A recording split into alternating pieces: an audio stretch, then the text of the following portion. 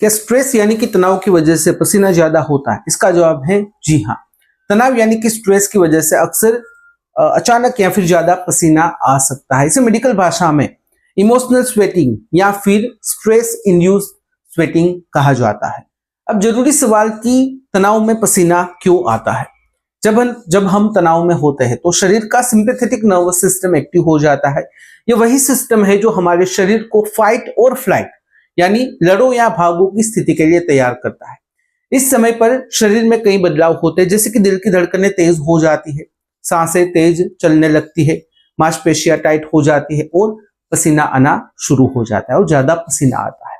यह पसीना मुख्य रूप से इसलिए आता है ताकि शरीर ठंडा रह सके और ज्यादा गर्मी से बचा जा सके। किन हिस्सों में पसीना आता है?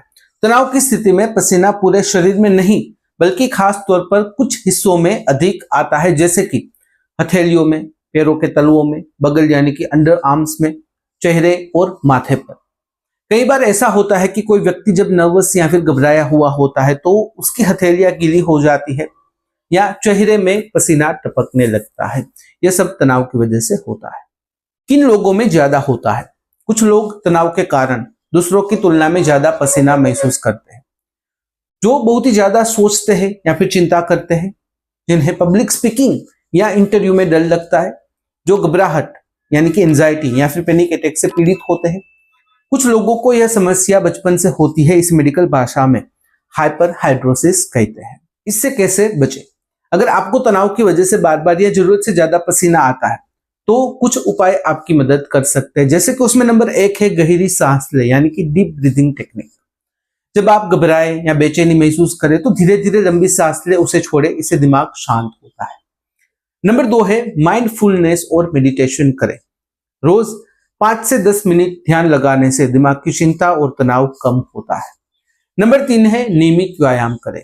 योग, वॉकिंग या हल्का व्यायाम तनाव को कम करता है और शरीर को संतुलन में रखता है। नंबर 4 है कैफीन और मसालेदार चीजें कम करें। ये चीजें पसीने को और बढ़ा सकती है, खासकर जब आप पहले से ही तनाव में हो। नंबर 5 है क्लिनिकल मदद ले। अगर बहुत ही ज्यादा पसीना आता हो और रोजमर्रा के कामों में रुकावट पैदा करता हो तो डॉक्टर से सलाह ले।